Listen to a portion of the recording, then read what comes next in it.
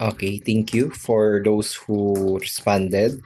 Okay, so without any further ado, para hindi na rin kayo masyadong gabihin and ano lang beforehand, I just want to ask the class representative, your president of the class, to kindly take note who attended and update me if there's someone who are not present during the entirety of our lecture.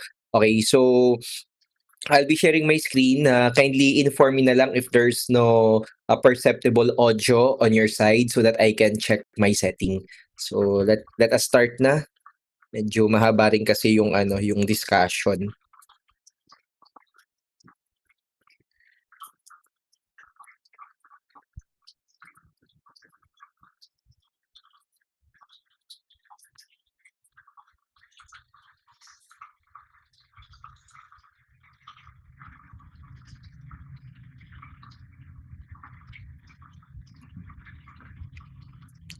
Okay, so let's begin. Kindly inform me na lang kung walang maririnig na audio sa side nyo.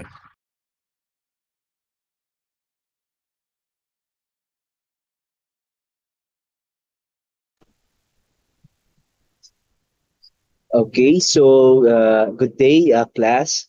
So this will be about this topic will be about the geometric details, the visibility and distortion. So basically, we are already in the second aspect of your radiographic quality. So kung naaalala nyo, radiographic quality is divided into two. So yung ating radiographic quality, let me change.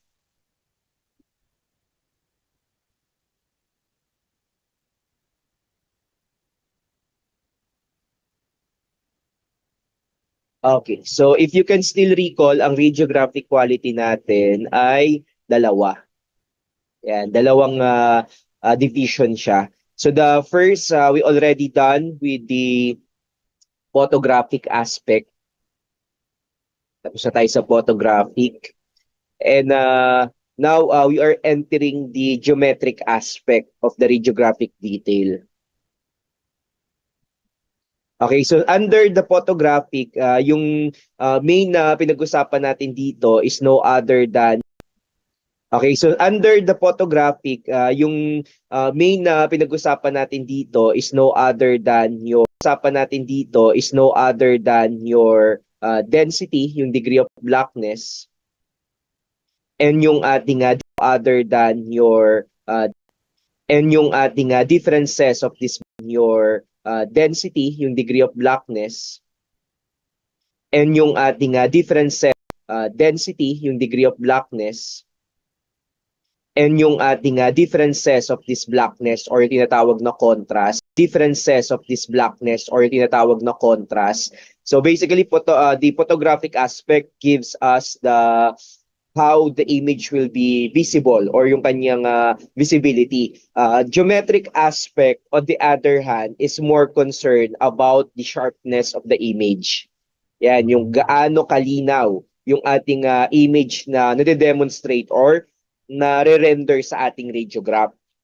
Okay, so for geometric aspect, ang main na mga nandito is the distances and anything that about resolution. Yan. So anything that will affect the resolution. Yan, yung clarity or gaano kalinaw yung image natin. Okay, so starting with the first aspect mentioned here that affect the our detail or yung resolution and is motion. Okay, so yung motion, number one enemy ng detail natin yan. Why? Because it produces blaring. And kapag ka may gumalaw, parang kapag ka nagpipicture kayo sa isang bagay or may pinipicturan kayo, pag magalaw or malikot yung pinipicturan, lumalabo. So yung ating image din, yung mga radiograph, they also suffer from this kind of degradation of sharpness. So once na yung kanilang yung pagka magalaw yung object or merong motion yung ni-radiograph natin, magpuproduce siya ng blur or yung paglabo. and that will be somehow a difficulty on demonstrating yung mga finer details. So ang magiging problem natin dito yung mga fine details. Paano pala yung fine details na yon? Yun yung sakit na pinapa-rule out dun sa examination. Yan. Kaya important din na somehow we maintain fine detail. Although mas concern natin si visibility, especially the contrast, we cannot set aside na sobrang labo naman ng image na kinukunan natin. Na meron ngang image pero hindi na ma-appreciate. Okay, so yan si motion essentially meron siyang tatlong pwedeng panggalingan. So number one na pwedeng panggalingan natin ng motion natin yung pasyente. So as we move forward, pag-uusapan natin yung mga types ng motion na galing sa patient. Another na potential source ng ng blaring is etong si X-ray tube. X-ray tube and the image receptor itself. So tatlo sila. Either the patient, the tube, or the IR.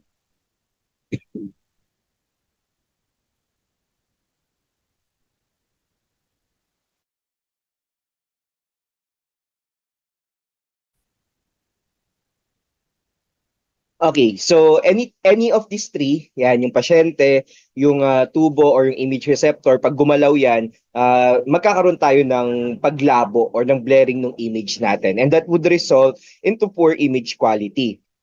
And meron, in terms of the patient, yung primary na pinanggagalingan ng motion, may dalawa tayong klase, voluntary and involuntary. So natandaan lang, pag voluntary, nakokontrol ng pasyente. Katulad yung common na instruction natin, na kapag chest x-ray, wag munang huminga, and that is intended para hindi maging malabo yung chest area ng pasyente. And yung mga hindi naman makontrol, halimbawa yung pagtibok ng puso, hindi naman siya pwedeng sabihin tumigil muna, that is involuntary or hindi nakokontrol. Okay, so so yan yung number one na enemy natin sa sa may sharpness, yung motion. So, ang question na lang is how we can solve the problem with motion. So, of course, ang pinaka-best dito, yung time. Dapat shortest. And the shortest possible exposure time. Later, pag-uusapan pa natin further to. And may mga ibang mga techniques pa nung mention, pero pinaka-best talaga is shortest possible exposure time. Yan. So punta tayo sa another na source ng clarity ng image natin, si focal spot. Yan, si focal spot, this is the actual area. Yan, so ito yung mismong area na tinatamaan ng electrons during radiation production, yung area dun sa may anode. Now, tatandaan lang, kapag smaller ang focal spot, ginagamit to para sa mga anatomy na maliliit, na hindi magre-require ng excessive heating of the X-ray tube. And also, ang pinoprovide kasi ng smaller focal spot, sharper image. Kaya pagka mga maliliit na anatomy, mas preferred si smaller focal spot over si large focal spot. Si large focal spot naman, and ang mas ginagamit siya sa mga larger anatomy. Yan, yung mga makakapal na anatomy. Kasi kapag yun ang kinuna ng exam, yung mga kapal na anatomy, typically, they will require a large exposure. And kapag maliit ang focal spot na ginamit para dun sa large exposure level na yon, posibleng matunaw or posibleng mag-crack yung ating anode surface. So that's why kapag malaki, mataas ang exposure factor, larger focal spot. However, ang consequence lang nun, medyo bababa ang resolution. So remember this principle. Kapag malaking anatomy, automatic talaga medyo may nawawala siyang sharpness brought by larger focal spot yung mag-activate para hindi naman masira yung ating anode. However, kapag maliliit na anatomy, mababa lang yung kanyang exposure na i-require, okay na si smaller focal spot. And that will provide an even sharper image. Now, ano bang particular na factor ang nagpapataas nito, yung ating tube current. Tandaan na, yung ating current or yung kuryente. So particularly sa console natin, yan yung MA, yung milliampere. So pag pinapataas natin si milliampere, mas nagtitrigger siya ng larger focal spot. Yan para nga kayanin ng ating anode yung tremendous amount of heat that will be generated eventually. Yung ating naman, yung smaller focal spot, mas mababang MA. Kapag mas mababang MA, mas maliit na focal spot yung mag-activate. So depende kung anong anatomy yung kukunan. Pag mas malaki, larger. Pag mas maliit naman, mas maliit na focal spot. Kasi nga mas konting MA yung i-require nun. And as well, yung para siya, kaya kasi siyang i-sustain nung maliit na smaller focal spot, yung heat na ma-generate nung exposure factor for smaller anatomy. And so remember this one. So kaya MA ang natin dito, ang ating gagamitin. Okay, so usually merong may connection yung MA niyan dito sa exposure time na pinag-usapan natin kanina in a form of MAS. Now, how we can compute for MAS? So pag magko-compute tayo ng MAS, last time na pag-usapan natin to, so you're just simply multiply yung ating MA sa exposure time. However, sa mga control console kasi minsan, yung exposure time hindi siya naka-second. In some console, naka-millisecond, iba naman naka-microsecond. Now, how are you going to deal with that? Is kapag halimbawa, binigyan ka ng 1 millisecond, you're just going to divide it by 1,000. Divide nyo lang sa 1,000, yan, makukuha nyo sa calculator nyo, 0.001. Or you can also move the decimal point kapag mga whole number, ang decimal place na hindi shown pero implied na nandun sa may pinaka right corner. So ang milli natin, remember, ang milli sa metric prefixes nyo is 10 raised to negative 3. Now, saan papunta yung decimal place? Papuntang kaliwa kasi negative. Ilang beses 3? Yan, kasi 3 ang milli. So 1, 2, 3. So ilang 0? Dalawa. So we have 0.001 millisecond. So you can just simply use that. In some cases naman, instead na milli or micro, they use fraction. Yan, naka-fraction. Halimbawa, 1/2. So it is simple lang na kapag 1/2, 0.5.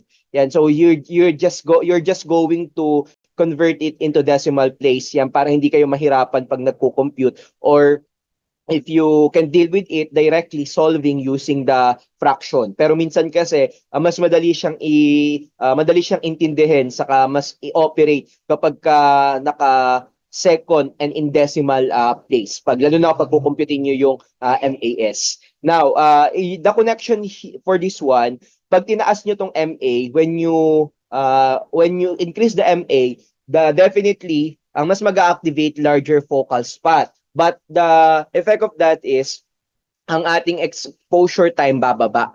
Yan. So nakikita nyo inversely related sila. Kapag tinaas nyo ang MA, bababa ang exposure time, which is good for against blaring. However, medyo bababa ang resolution ng konti dahil larger focal spot ang mas mag-activate. So you're just going to balance na saktong taas lang na enough to solve yung problem ng motion and sharpness, pero wag naman sobrang taas na ang magiging kalaban natin is the focal spot blaring. Now, what do we mean by focal spot blaring? Kapag kasi nilalaki niyo yung focal spot na gamit, so halimbawa ito yung image ng true anatomy, sa gilid niyan magkakaroon ng malaking unsharpness. Ang tawag natin sa unsharpness sa gilid, we call that one penumbra. Yan, kapag mas malaking focal spot ang gagamit, lumalaki yung blurred or parang halo, yung parang faint na detail sa gilid ng anatomy. So instead na sharp, klaro yung kanyang edge, malabo ang ano nun, tawag dun sa gilid na malabo na yung penumbra. At lumalaki yung penumbra kapag ka yung malaking focal spot yung gamit. Now, to solve that, syempre, mas gagamit ka ng mas maliit na focal spot. So, kung penumbra ang tawag dito sa gilid na malabo, ang tawag naman dun sa true object na kinukunan, umbra. Yan. So, tandaan na yung mismong object, umbra, yung gilid na malabo, penumbra. Okay, so yan those are some of the terminologies and si penumbra this literally means shadow. Yan, shadow ang ibig sabihin niyan. Yan, so kapag nag-examine na kayo, gumagawa kayo ng mga procedure, you can use the shadow of the anatomy being casted brought by the light or the illuminator, yung pang-collimate natin. So you can also use that shadow kung pasok siya dun sa liwanag, that also mean na pasok yung anatomy natin dun sa exposure field. Yan. Kasi nga, literally, we are just taking the shadow being cast ng anatomy. Okay, so another important factor na pag-uusapan natin is the distances. Yan. So, pag-uusapan natin yung mga distances na involved dito. So, basically, we have a three distance. So, let's say this is your X tube or your X-ray tube. This is your patient. And so ito yung pasyente natin. Ito yung IR.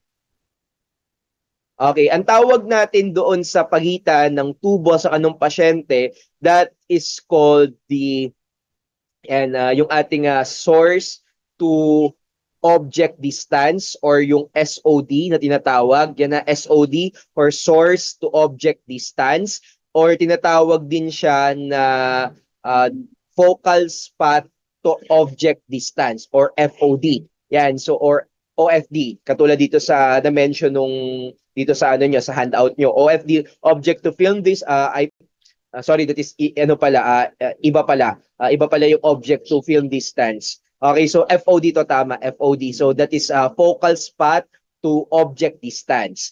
Okay, now sa pagitan ng pasyente, sa pagitan ng pasyente natin, sa kanong image receptor, yan yung ating tinatawag na OID or Object to Image Receptor Distance. Pwede rin siyang tawaging OFD. Ito na nga siya, OFD or Object to Film Distance. Okay, ito yung pinakamahaba, yung ikatlong distance, ito. Sa pagitan naman ng ating X-ray tube sa kanang image receptor, yan yung tinatawag nating SID, and SID or source to image receptor distance. Tinatawag din si SID na FFD. So FFD stands for focal to film distance. Again, yung pagitan ng X-ray tube hanggang ating image receptor, yun yung pinakamahaba. So that is the SID, source to image receptor distance, or FFD, focal to film distance. Now, may mga relationship tong mga distances na ito sa nagiging resolution ng ating image. Now, pagka ang SID along with your SOD, kapag yan ay umiikli, ang nagiging effect is lumalabo yung ating image. Now, parang kapag halimbawa sa flashlight, kapag tinry nyo to sa flashlight, sa phone, or whatsoever na device na may light na ini-emit, pag tinapat nyo dun sa may object na iniilawan nyo, habang lumalapit yung source, yung liwanag, lumalaki yung shadow ng object, at the same time, lumalabo. Pagka naman nilayo nyo, lumiliit pero nagsha-sharp. So that is yun yung dito, yun yung effect. Pag mas mahaba ang SID o saka SOD, kung nagsha-sharp yung image. Pagka naman umiikli, lumalabo. That is another dito sa ating sa may relationship ng mga distances. Yan, dito sa yung pagka naman sa OID, reverse siya. Kapag mas maikli, mas sharp, mas malapit yung ating image. So, mas malinaw. So, kapag mas malapit or magkadikit yung image receptor sa yung pasyente, mas lumilinaw yung image natin, mas nagiging sharp.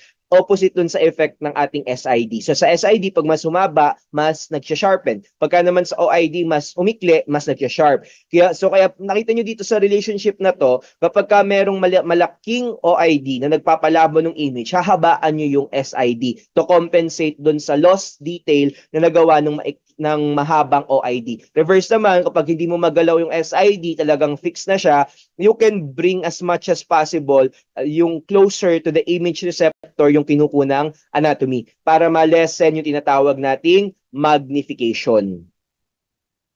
Yan, para ma-lessen yung tinatawag nating magnification. Okay, so magnification yung paglaki ng image over doon sa ano niya, sa actual na size ng anatomy nire-represent niya. And that would result into some loss of detail. Okay, so yan yung mga ano dito, yan yung mga relationship ng mga distances na yan. However, as you do that, halimbawa, yung kapag hinabaan nyo yung SID dahil nga malaki ang OID, merong magbabagong factor. Ang magbabagong factor dyan yung ating exposure level. So pag hinabol niyo yung resolution sa paghaba ng SID, remember yung exposure level bababa. So titaasan mo ang distance, hinabaan mo ang SID, that would result into lower exposure level, baba yung exposure. So to solve that problem naman na ayaw mo namang magmukhang hilaw yung image mo, you can use the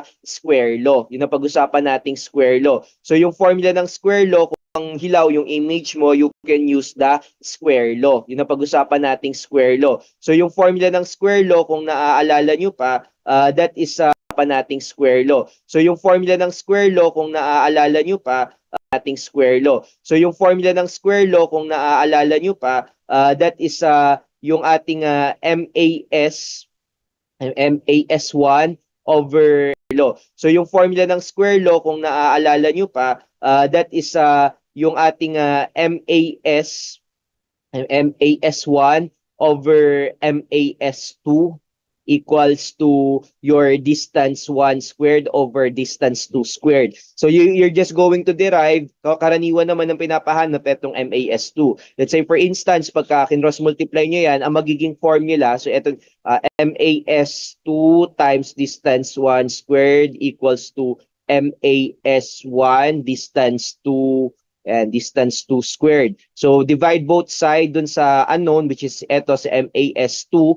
So ang formula ng MAS2 will be your MAS1 times distance 2 squared over distance 1 squared. Yan. So yun yung magiging formula nyo para ma-compute nyo yung bagong MAS na gagamitin, brought by change in the distance, na ginawa yon to compensate dun sa paglabo na nagawa nung ating pag-increase ng OID. Now, there are some instances na talagang sinasadyang hinahabaan ng OID. So, hinahabaan yung OID para ma-lessen yung scattered radiation.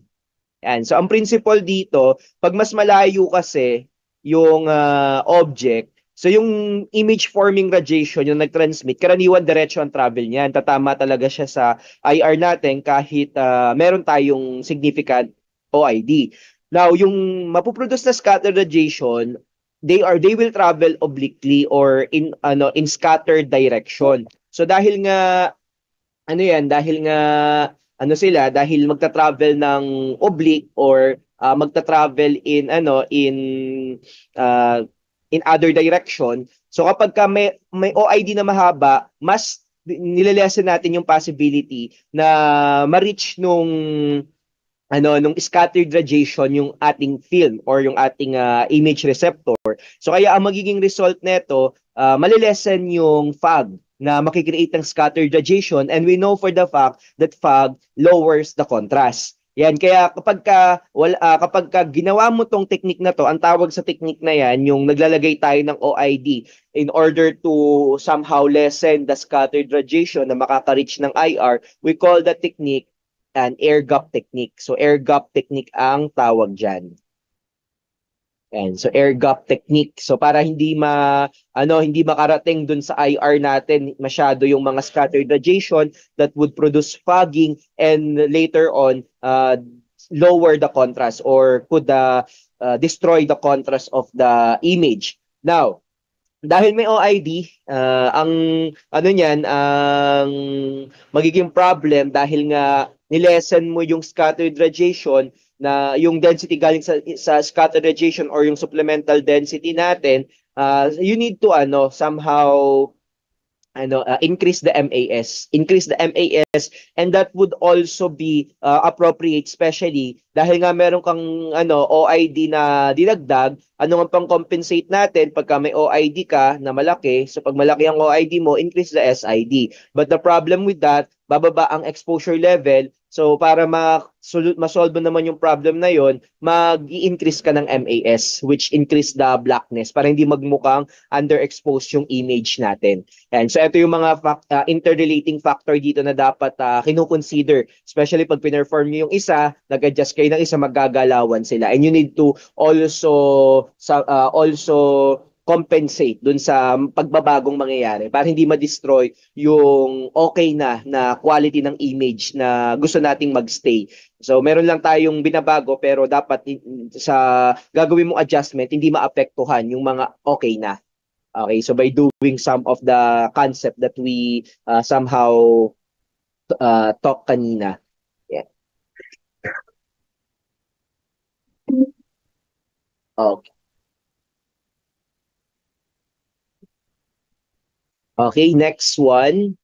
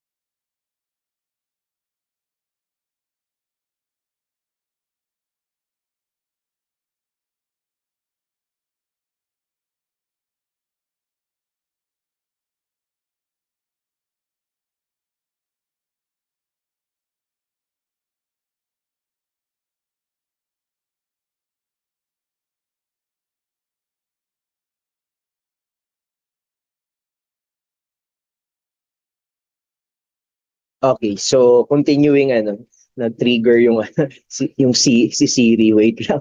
Okay, yan. Now going back to our discussion. Yan okay, so next na natin na pag-uusapang concept is the speed of the screen and yung effect niya sa resolution. Remember sa speed natin, natatandaan nyo lang dito, this is about the sensitivity. And sensitivity ng ating IR. So yung IR natin, yung screen film combination, dalawa yan, yung intensifying screen saka yung ating X-ray film. Now, we are done with the X-ray film. Now, pag-usapan natin over MAS2 equals to your distance 1 squared over distance 2 squared. So you're just going to derive, karaniwan naman ng pinapahanap itong MAS2. Let's say for instance, pagka kinross multiply nyo yan, ang magiging formula, so ito MAS2 times distance 1 squared equals to MAS1 distance 2 and distance 2 squared. So divide both side dun sa unknown, which is eto sa MAS2. So ang formula ng MAS2 will be your MAS1 times distance 2 squared over distance 1 squared. Yan. So yun yung magiging formula nyo para ma-compute nyo yung bagong MAS na gagamitin, brought by change in the distance, na ginawa yon to compensate dun sa paglabo na nagawa ng ating pag-increase ng OID. Now, there are some instances na talagang sinasadyang hinahabaan ng OID. So, hinahabaan yung OID para malesen yung scattered radiation. Yan. So, ang principle dito, pag mas malayo kasi yung object, so yung image forming radiation, yung nag-transmit, karaniwan diretso ang travel niyan. Tatama talaga siya sa IR natin kahit meron tayong significant OID. Now, yung mapuproduce na scattered radiation, they will travel obliquely or in scattered direction. So dahil nga dahil nga dahil magta-travel ng oblique or magta-travel uh, in other direction. So kapag ka may OID na mahaba, mas nilelesen natin yung possibility na ma-reach nung scattered radiation yung ating film or yung ating image receptor. So kaya ang magiging result nito, malilesen yung fog na makikreate ng scattered radiation, and we know for the fact that fog lowers the contrast. Yan, kaya kapag ka ginawa mo tong technique na to, ang tawag sa technique na yan, yung naglalagay tayo ng OID in order to somehow lessen the scattered radiation na makaka-reach ng IR, we call that technique an air gap technique. So air gap technique ang tawag diyan. And so air gap technique. So para hindi makarating dun sa IR natin masyado yung mga scattered radiation that would produce fogging and later on lower the contrast or could destroy the contrast of the image. Now, dahil may OID, ang ang magiging problem dahil nga nilesen mo yung scattered radiation na yung density galing sa scattered radiation or yung supplemental density natin, you need to somehow increase the MAS, and that would also be appropriate, especially dahil nga meron kang OID na dinagdag. Ano nga pang compensate natin pagka may OID ka na malaki? So pag malaki ang OID mo, increase the SID. But the problem with that, bababa ang exposure level. So para ma-solve naman yung problem na yon, mag-i-increase ka ng MAS, which increase the blackness para hindi magmukhang underexposed yung image natin. And so ito yung mga interrelating factor dito na dapat kino-consider, especially pag pinerform niyo yung isa, nag-adjust kayo ng isa, maggagalawan sila. And you need to also compensate dun sa pagbabagong mangyayari para hindi ma-destroy yung okay na quality ng image na gusto nating magstay. So meron lang tayong binabago pero dapat sa gagawin mong adjustment hindi maapektuhan yung mga okay na. Okay, so by doing some of the concept that we somehow talk kanina. Yeah. Okay. Okay, next one.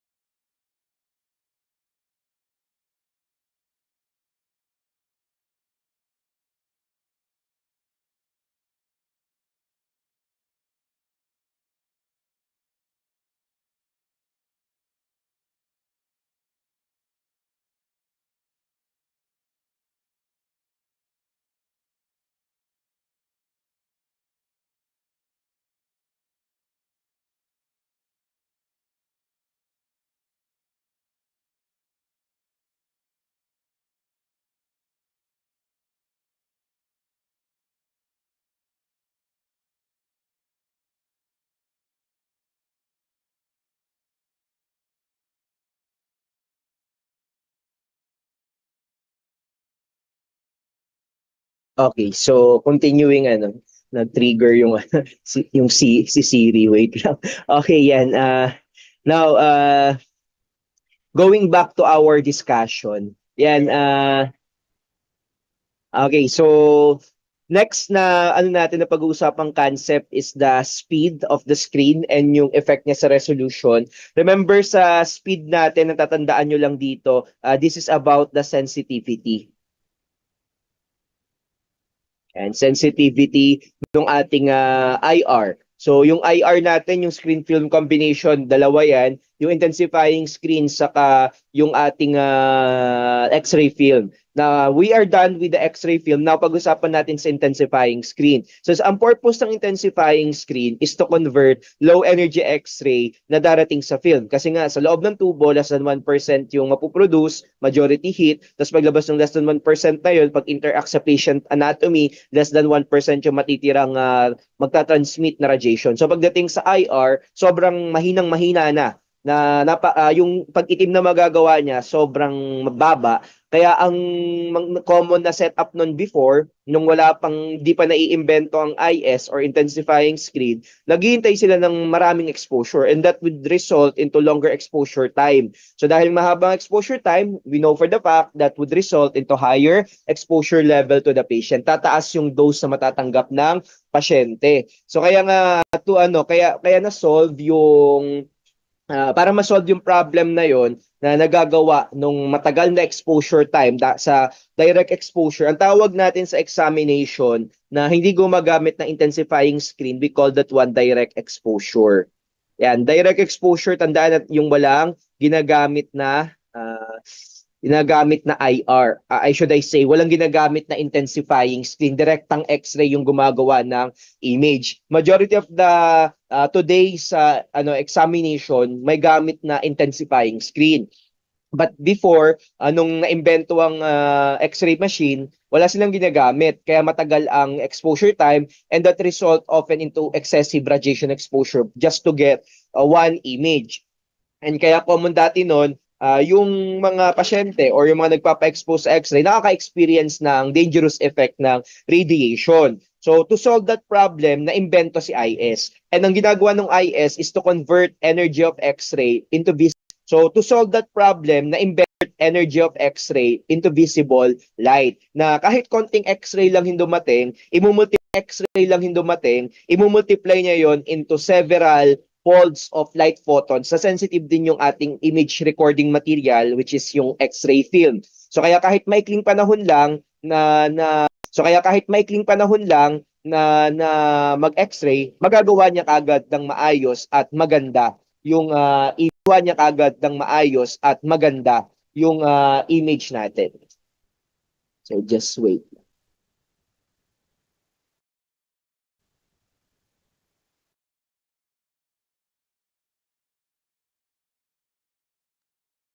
Okay, so continuing dun sa sa may topic natin.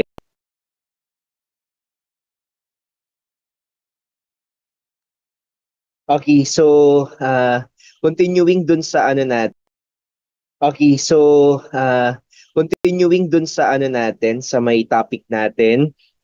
Okay, so Okay, so continuing dun sa sa may topic natin. Okay, so sa may topic natin. Okay, so going back to the intensifying screen. So ang intensifying screen na going back to the intensifying screen. So ang intensifying screen na imbento to solve the problem nung dangerous level ng radiation na nire-require ng mga sinaunang procedure dahil direct walang intensifying screen na gamit. So nung naimbento si IS, ang ginagawa niya, kino-convert niya yung mababang energy ng X-ray para maging high energy or high level of light photons na siyang mag-expose doon sa ating film. So para kahit konting radiation lang, magagawa kaagad yung level of blackness or yung density kailangan para ma-demonstrate ng maayos yung ating flying screen na imbento to solve the problem nung dangerous level ng radiation na nire-require ng mga sinaunang procedure dahil direct walang intensifying screen na gamit. So nung naimbento si IS, ang ginagawa niya, kino-convert niya yung mababang energy ng X-ray para maging high energy or high level of light photons na siyang mag-expose doon sa ating film. So para kahit konting radiation lang, magagawa ka agad yung level of blackness or yung density ng kailangan para ma-demonstrate ng maayos yung ating image. Now, ang problem nga lang kapag mataas ang tinatawag nating screen speed. So once again, pag sinabi nating screen speed, this pertains to the sensitivity of your IS. So kapag sinabing mataas ang kanyang speed, sensitive siya. Na konting radiation lang, excessive siyang mag-produce ng density. Mabilis siyang mag-produce ng blackness. Pagka naman na slow speed screen, kailangan niya ng maraming radiation para magawa niya yung desired na amount of density. Now, may consequence yung mataas na screen speed. Yes, maganda yon para sa exposure level ng pasyente, para sa dose. However, tandaan pagka ito na yung problem, kapag faster screen, it would result into reduced image sharpness. So bakit magkakaroon ng sharpness? Magkakaroon kasi ng blaring brought by the light spread. Magba-blur dyan, and especially tataas yung tinatawag nating noise. Magiging noisy yung image. Medyo magkukulang ng photon na kailangan for proper image reconstruction. Yan. So ang tawag natin doon, quantum motel. And magkakaroon ng quantum motel na tinatawag. Magmamatled yung appearance niya. Para siyang magtutuldok-tuldok. Yan, magiging salt and pepper appearance. Noisy kapag mabilis yung speed ng screen na gamit. So pagka naman mabagal yung speed ng screen, yes, medyo mataas ang dose ng pasyente, pero mas sharp ang image doon, mas klaro, mas maganda yung sharpness. Yun nga lang ang dilemma, mataas ang dose ng pasyente. So parang lang to, trade-off. Pag gusto mo ng mabilisan na procedure, pangit yung quality. Kapag naman gusto mo ng maganda, mataas ang dose na makukuha ng pasyente kasi matagal yung exposure time na i-require niya. So parang parang kapag sa output nyo or sa ginagawang isang bagay, kapag kapag minadali, pangit yung kinakalabasan. Pero kapag naman dahan-dahan, pulido. Yan. So ganun din sa image na ginagawa natin. So yun yung binabalance natin. Depende kung ano yung mas kailangan mo. Gusto mo bang ma-sharp or okay lang na hindi masyadong sharp? Doon tayo sa mas mabilis. Yun nga lang, medyo magpo-poor ang resolution. Kaya dapat balance. Okay, so yan, tapos sa yung natin, tatandaan kapag sa may speed na pag-usapan natin last time, pag tumataas ang speed, dapat mas magbaba tayo ng MAS. So when the speed increase, so kapag tumataas yung speed ng natin, pag tumataas yung speed ng IR or ng intensifying screen, dapat ibaba niyo yung MAS. Yan, ang magiging result kasi noon, tumaas na yung speed tapos hindi mo binago sa MAS, magiging overexposed yung appearance. Okay, so that is for the intensifying screen.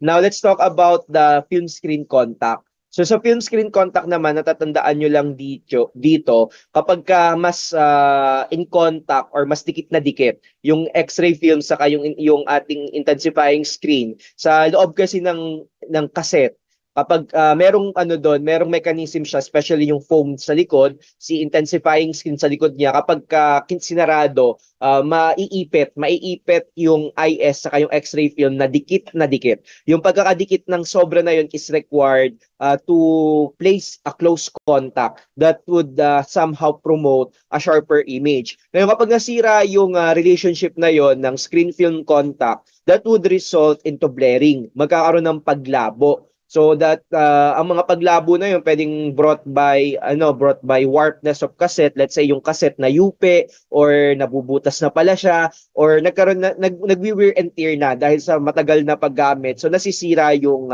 cassette and lumuwag yung contact sa pagitan ng intensifying screen sa kanang X-ray film, and that result into unsharpness or blaring. So pag nakita niyo yun sa X-ray image, hindi pantay-pantay yung pagdilim, tapos may portion na parang lumalabo yung image. Yan, sa ano nyo, pag nandun na kayo sa subject na mayroon kasi kayong subject intended for that, yung mga testing ng mga parameters for proper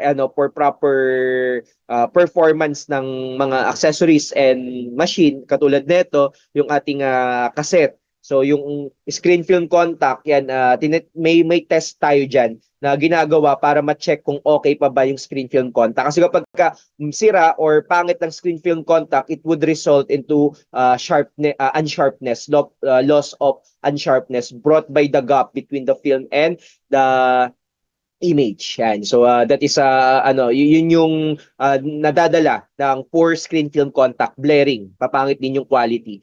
So pagpunta naman tayo sa alignment, sa target object film alignment, yung tatlo natin ulit, si patient, and ito si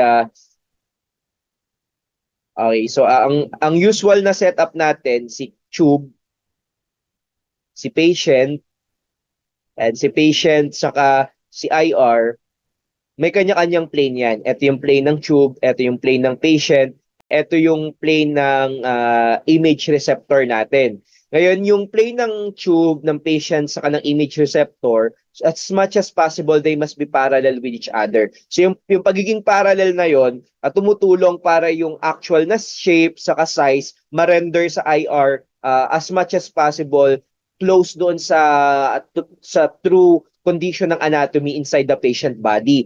And with respect to the central ray, dapat yung ating central axis ng radiation or nung X-ray beam natin perpendicular sa mga plane na yan. So yan yung usual na setup to prevent distortion. However, we can also deviate from this conventional relationship. Especially may mga anatomy kasi na hindi perfectly naka parallel or naka-parallel dito sa tube sa IR. So kapag yung katawan ng pasyente naka-parallel nga pero sa loob naman ng katawan niya may mga anatomy rin kasing naka-curve, nakakurba o kaya nakabaluktot. So to prevent that to be distorted yung image, yan di papasok na tayo dito sa tinatawag na image or shape distortion. Shape distortion. Nag-a-angle tayo. Sa mga cases na halimbawa sa coracoid process, yan, the coracoid process dun sa radiographic anatomy niyo sa scapula. So kapag yung pasyente naka-AP or naka parallel lang yung kanyang yung plane, yung anatomical plane, yung process na yon, yung projection ng buto na yon nakakurba. So kaya pag kinunan mo siya ng diretsyo, mukha siyang maliit. Pero in reality, nakakurba lang siya, mahaba talaga. So, doon yung mga instances na dapat tayo mag-angle. Yan. Pero majority of anatomy, sumusunod naman sa anatomical position ng katawan. Kaya, ito yung usual na setup natin to prevent this distortion. So, ano ba tong mga distortion na to? So, yung distortion na yan, may dalawang klase. And brought by misalignment. So, the foreshortening and elongation. So yung nakikita nyo dito sa image, ito yung elongation. Kapag ka naka-angle yung tubo, magmumuka yung image nung anatomy na mas mahaba kaysa dun sa actual dimension niya. Ang tawag natin doon elongation. Pagka naman yung anatomy ang naka-inclined or naka-angle with respect to the plane and the axis of the central ray, it will be projected na parang mas maliit kaysa dun sa totoong haba niya. So just like dito sa second picture. Ito yung totoong haba, pero yung appearance niya distorted dun sa ibang yung shape niya nagbago plus yung kanyang haba umikli. Yan dahil nga naka-angle siya yung anatomy with respect to the central ray or sa X-ray tube plane saka sa image receptor plane. So another way para na pwedeng mag-cause na itong elongation. Napansin nyo dito yung X-ray image receptor din or yung cassette or yung film, pagka naka-angle, they can also produce this tinatawag na elongation. Similarly dun sa nagawa ng X-ray tube, pagka naka-angle siya with respect to the anatomy. Ayan, so yan na. Kaya dapat alam nating ano yung orientation ng ating tube, patient, and IR, especially yung anatomy na main or under investigation so that we can adjust yung alignment netong mga mga planes na to in order to somehow project the anatomy under investigation as closely as possible dun sa true dimension niya. Yan. So yun yung importance ng alignment.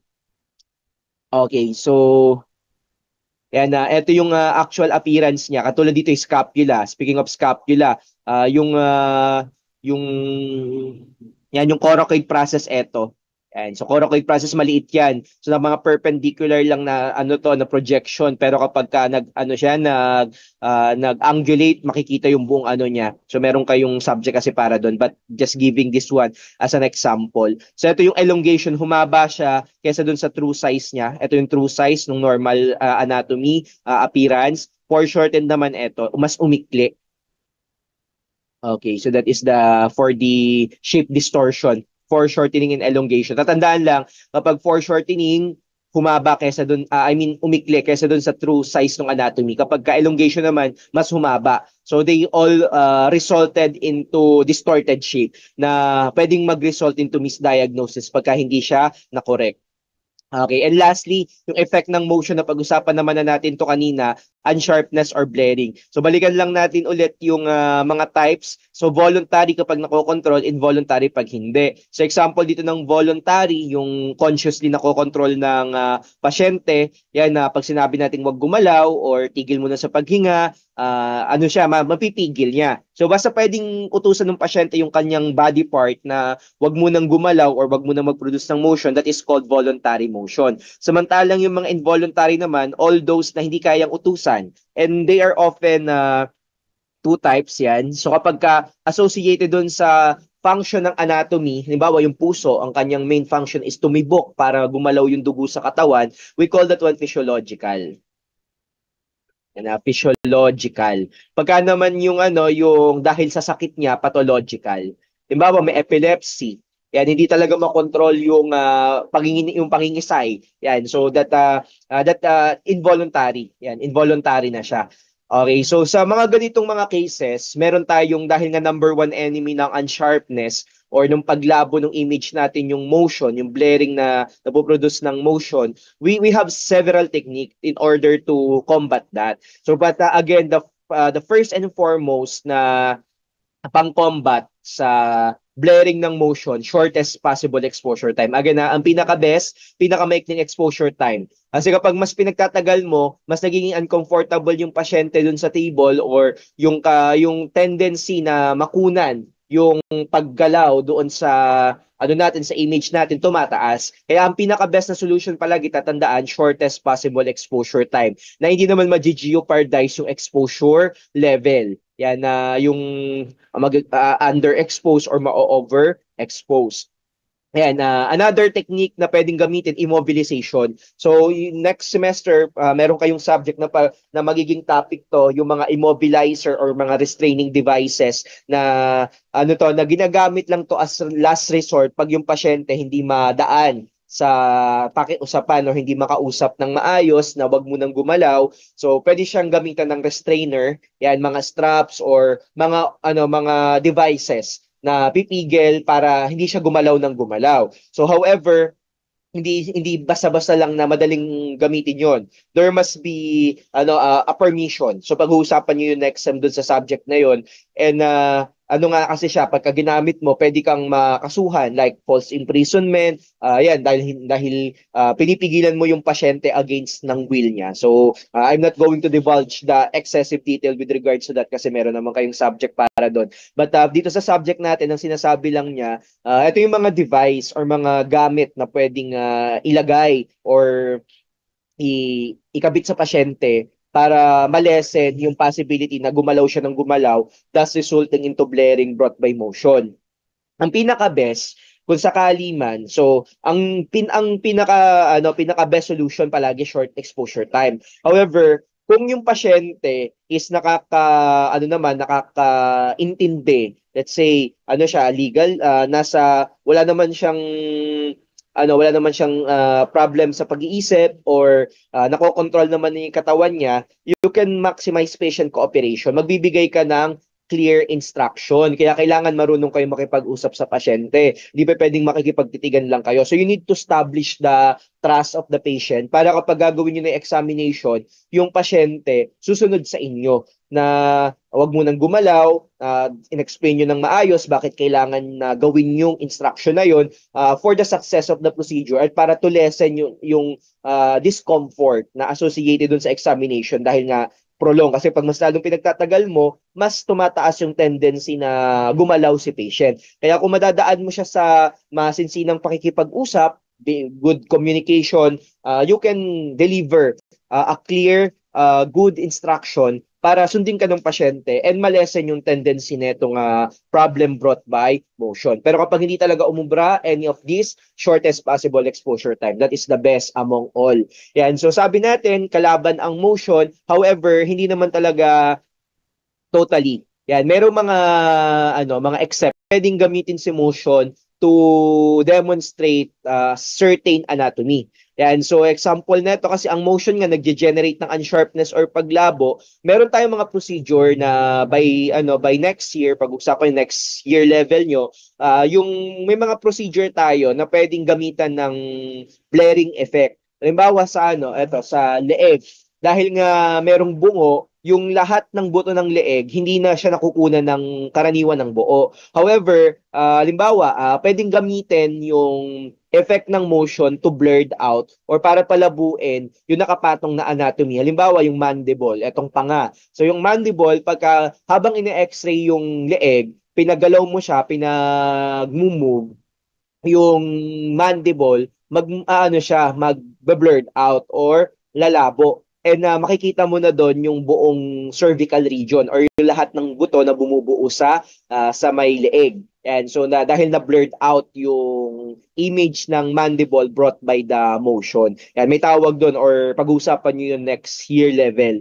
Yan. So but basically ang ano lang dito, ang gusto ko lang i-point out, hindi palaging kalaban ng motion. Pwede rin natin siyang gamitin in order to take advantage para makita yung mga anatomy na mahirap ma-demonstrate, especially brought by anatomical superimposition. Ayan. So basically, yun, and lastly siguro sa fluoroscopy, kailangan dahil nga ang fluoroscopy, pinapakita niya yung motion, yung dynamic activity ng mga anatomy under investigation. Yan, important talaga dito yung motion. Mapakita niya yung motion ng mga object. Kaya hindi talaga palaging masama si motion. Majority of the time, yes, nagpo-produce siya ng blaring, pero pwede rin natin gamitin yung effect na yon para magamit natin for demonstrating certain examination. So basically hanggang dito ang coverage natin and hopefully you learn something from this. So see you for the continuation.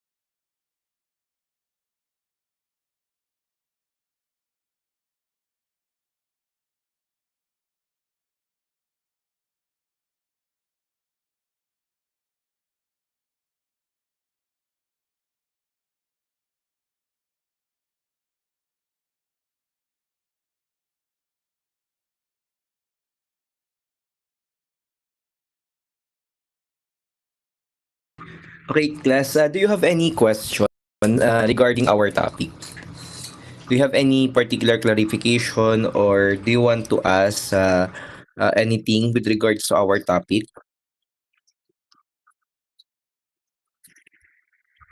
Okay, so if there's none, you have the permission na to exit and kindly stand by na lang for my further future announcement sa ating GC. But for now, have a restful evening na.